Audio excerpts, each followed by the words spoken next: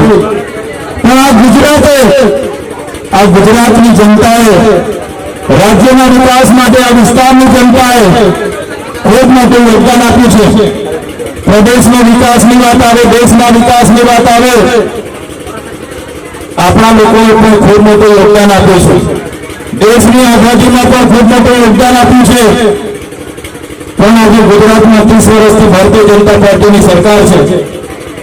આજે ભારતીય જનતા પાર્ટીની 30 વર્ષથી સરકાર હોવા છતાં આજે વિદ્યાર્થીઓ પોતાની સ્કોલરશીપ માટે આંદોલનો કરે, આજે ટેટ પાસ ઉમેદવારો શિક્ષકોની કાયમી ભરતીઓ માટે આંદોલનો કરે, આજે આંગણવાડી વર્કરો આંદોલન કરે, આજે આશા વર્કરો આંદોલન કરે, આજે પોલીસ અધિકારીઓ આંદોલન કરે, આજે જૂની પેન્શન યોજના માટે આંદોલન થાય, આજે ફિક્સ પગારના કર્મચારીઓ આંદોલન કરે, આજે આઉટસોર્સિંગ કર્મચારીઓ આંદોલન કરે, આજે તમે જોયું હશે ખેડૂતોનું આંદોલન ચાલે છે। સરકારે ટેકાના ભાવ મકાઈના 2100 જાહેર કર્યા અને આપણો ખેડૂત જ્યારે બજારમાં માર્કેટયાર્ડમાં મકાઈ લઈને જાય છે ત્યારે એને 1800 રૂપિયા મળે છે। સરકારે કપાસના ટેકાના ભાવ 1622 જાહેર કર્યા, આપણો ખેડૂત જ્યારે કપાસ લઈને જશે ત્યારે એને 1200 રૂપિયા મળશે। ત્યારે આ સરકારે ગુજરાતમાં માત્ર ને માત્ર ભ્રષ્ટાચારનો વેગ આપ્યો છે। તમે જોયું હશે ભ્રષ્ટાચાર પંચમહાલમાં આપણા પંચમહાલ જિલ્લાના ભાજપના જિલ્લા પ્રમુખે પણ આ તાલુકાઓમાં, જાંબુઘોડા તાલુકાઓમાં કરોડોના રૂપિયાનો ભ્રષ્ટાચાર કર્યો છે। અને વિધાનસભામાં મનરેગા યોજનામાં થયેલા બજેટ સત્રમાં મનરેગા યોજનામાં બચુભાઈ ખાબર અને એમના પુત્રોએ કરેલા ભ્રષ્ટાચારની વાત મૂકી ત્યારે ભારતીય જનતા પાર્ટીના ધારાસભ્યો અને સાંસદોએ કીધું આ તો ચેતર વસાવા સ્ટેન્ડ કરે છે। મેં સરકારને ત્યારે ચેલેન્જ આપી, તમે એક જિલ્લાનો મનરેગાના પૈસા ક્યાં જમા થાય છે, એજન્સી કોની છે એની તપાસ કરશો તો તમામ જિલ્લાઓમાં ભાજપના જિલ્લા પ્રમુખોની, ધારાસભ્યોની, સાંસદોના નામ આવશે। સરકારે તપાસ ચાલુ કરી અને પહેલો મુહૂર્તે બચુભાઈ ખાબરના દીકરાઓના નામ બહાર આવ્યા।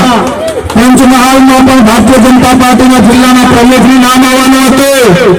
ભરૂચ હોય કે નર્મદા હોય, ભારતીય જનતા પાર્ટીના ધારાસભ્ય અને સાંસદોના નામ આવવાના હતા, એટલે તપાસ બંધ કરી દીધી। મહીસાગરથી શરૂઆત કરી તપાસની, ભારતીય જનતા પાર્ટીના તમામ નેતાઓના નામો ખુલવા લાગ્યા અને આ ભારતીય જનતા પાર્ટીએ તપાસ બંધ કરાવી દીધી। અમે સરકારને નકલી કચેરી બતાવી અને સરકારને કીધું આ નકલી કચેરીઓમાં કરોડો રૂપિયા આ વિસ્તારની ગ્રાન્ટ ખવાય છે। અમે સરકારને કીધું આ ભ્રષ્ટાચાર મનરેગામાં થાય છે, મ્યુનિસિપલમાં થાય છે, સસ્તાનું અનાજ મળે છે એમાં થાય છે અને એક કચેરીઓમાં કમિશનો આપ્યા વગર કામ નથી થતા। સાથે સાથે અમે નવરાસી બાપુ સાથે ટેટ પાસ ઉમેદવારો માટે યાત્રાઓ કરી, અમે ઉચ્ચ અભ્યાસ કરતા વિદ્યાર્થીઓની જયારે પોસ્ટ મેટ્રિક શિષ્યવૃત્તિ બંધ કરી દેવામાં આવી ત્યારે પણ ખૂબ મોટું આંદોલન કર્યું। જે આદિજાતિના વિદ્યાર્થીઓ મેડિકલમાં જાય, 60,000 વિદ્યાર્થીઓને આપતા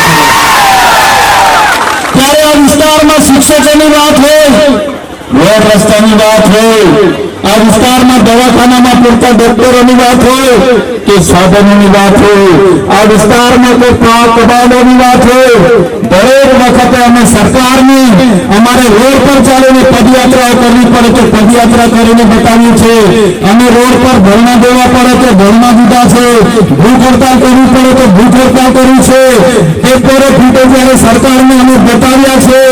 આ બધું જ્યારે સરકારને અમે બતાવીએ છીએ ત્યારે સરકારને ગમતું નથી। સરકાર એવું કહે છે કે અમારી 30 વર્ષની સરકાર, અમારું તંત્ર, અમારી પોલીસ, અમારી ફોજ 162 અમારા ધારાસભ્ય અને આ હમણાંના ધારાસભ્ય ચૈતર વસાવા એમના મિત્ર યુવરાજસિંહ જાડેજા આમ આદમી પાર્ટીના આગેવાનો કેમ અમારી સાથે ચેલેન્જ કરે?